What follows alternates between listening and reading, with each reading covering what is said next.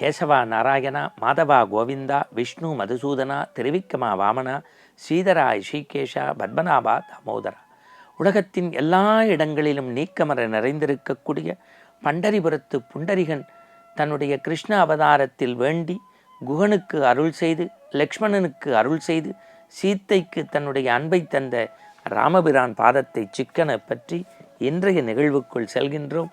இன்று நாம் சிந்திக்க இருக்கும் தலைப்பு நாராயண நாமத்தின் மகிமை. நாராயண நாமத்தின் மகிமை அது என்னங்க? ஓம் நமோ நாராயணா. நீங்கள் திருப்பதியில் உள்ள ஏழுமலையான் கோவிலில் கீழேந்து மேலே நடந்து போவாங்க, கீழ்த்திருப்பதியிலேருந்து மேல் திருப்பதி வரைக்கும். அவங்க சொல்லக்கூடிய வார்த்தை என்ன? ஒரே ஒரு வார்த்தை தான், ஓம் நமோ நாராயணா, ஓம் நமோ நாராயணா. எங்கே பார்த்தாலும் இருக்கும்.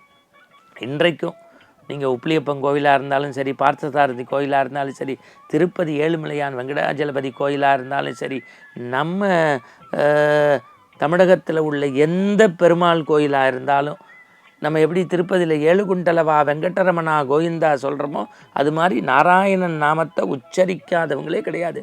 ஸ்ரீரங்கத்துலலாம் காலைல கதவை திறந்தோன்னே எல்லாரும் நாராயணா நாராயணா நாராயணான்னு போவாங்க.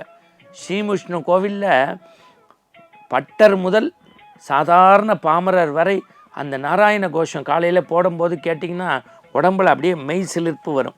சரி, அப்படியே இருக்கட்டும். இப்போ நான் ஒரு செய்தியை உங்கள்கிட்ட வைக்கிறேன்.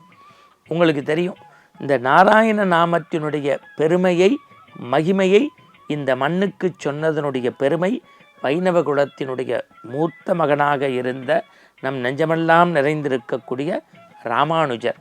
அவர்தான் புதுக்கோட்டை காரைக்குடியை தாண்டி இருக்கக்கூடிய, மறந்துடக்கூடாது, நடந்து நடந்து எங்கே ஸ்ரீரங்கத்திலேருந்து நடந்து போய் அங்கே நாராயணனாகிய நாமத்தை பெறுவதற்கு, அதன் பெருமையை அறிவதற்கு திருக்கோஷ்டி நம்பியிடத்தில் போய் கேட்டு இந்த மண் உய்வதற்கு சொன்னவர். அப்படியே வச்சுங்க. இப்போ நான் உங்கள் எல்லாரையும் ஸ்ரீரங்கத்துக்கு கூட்டிகிட்டு போகிறேன். ஒரு அதிகாலை பொழுது, காவிரி நதியினில் சோலைகள் நடுவினில் அந்த ஸ்ரீரங்கம் கோபுரம் உங்கள் கண்ணுக்கு தெரியும். எல்லோரும் அந்த ரங்கனுடைய சன்னிதானம் அப்படி திறந்தோன்னே, பொதுவாகவே ரங்கன் அழகு, அதுவும் அவன் அந்த திருமேனி கோலத்திலே அந்த வண்ண வண்ண உடைகளோடு ஆடை அணிகலன்களோடு இருக்கும்போது கம்பநாட்டான் பாடல்தான் ஞாபகம் வரும். இவ்வண்ணம் நிகழ்ந்த வண்ணம் இனியந்த உலகுக்கெல்லாம் மைவண்ணத்து அரைக்கி போரில் மலைவண்ணத்து அண்ணலே உன் கைவண்ணம் அங்கு கண்டேன், கால்வண்ணம் இங்கு கண்டேன். இன்னொரு இடத்துல கம்பன் எழுதுறான், மையோ மரகதமோ மறிகடலோ மறைமுகளோ ஐயோ இவன் அடியாழகன். அந்த ராமனுடைய திருமேனி அழகை பாடாதவார்களே கிடையாது. அதனால்தான் குலசேகர ஆழ்வார் சொன்னார், உட்கார்ற சேரா, போடுற செருப்பா, தொடுற சுண்ணாம்பா, படையேடாய் பார்க்கவளை. அந்த பாட்டு எப்படி வச்சுக்கோங்க. அந்த ரங்கனை சுற்றி வரக்கூடிய எல்லாரும் நாராயணான்னு சொல்லிட்டு சடாரியை வாங்கிட்டு ஒரு துளசி தீர்த்தம் குடிச்சிட்டு வெளியில் வருவாங்க. அவங்க முகத்தை பார்த்தீங்கன்னா பிரைட்டாக இருக்கும், 1000 வாட் பல்பு தொங்குற மாதிரி. ஆனால் அது எதுக்காக சொல்கிறோம்னு தெரியாது.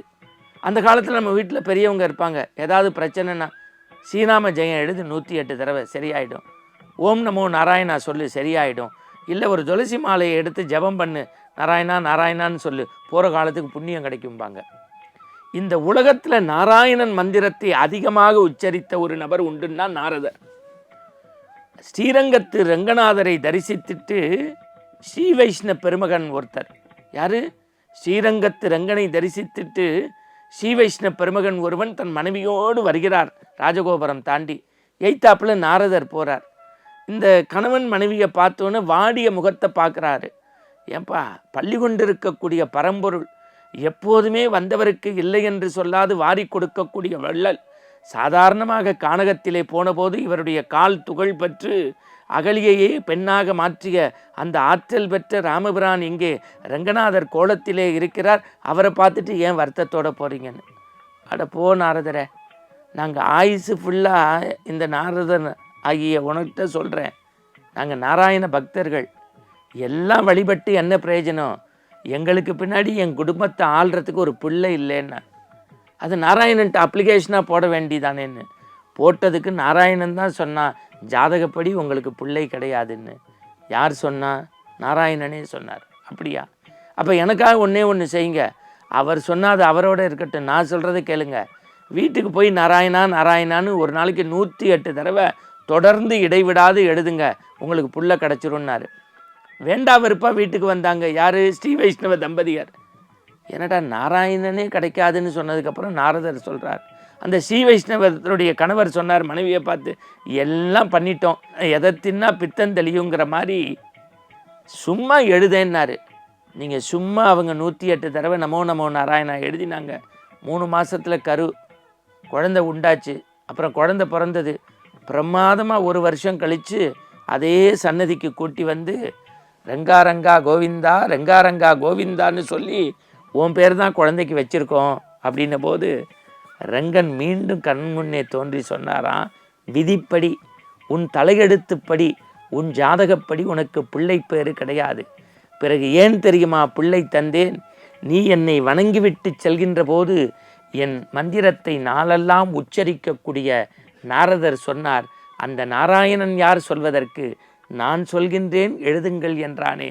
இந்த நாராயணன் வாக்கு பொய்த்தாலும் பொய்க்குமே தவிர, இந்த நாராயணன் வாக்கு பொய்த்தாலும் பொய்க்குமே தவிர, என்னை நம்பிக்கையோடு வணங்கக்கூடிய நாரதர் வாக்கு பொய்க்கக்கூடாது என்பதற்கு சொன்னேன்.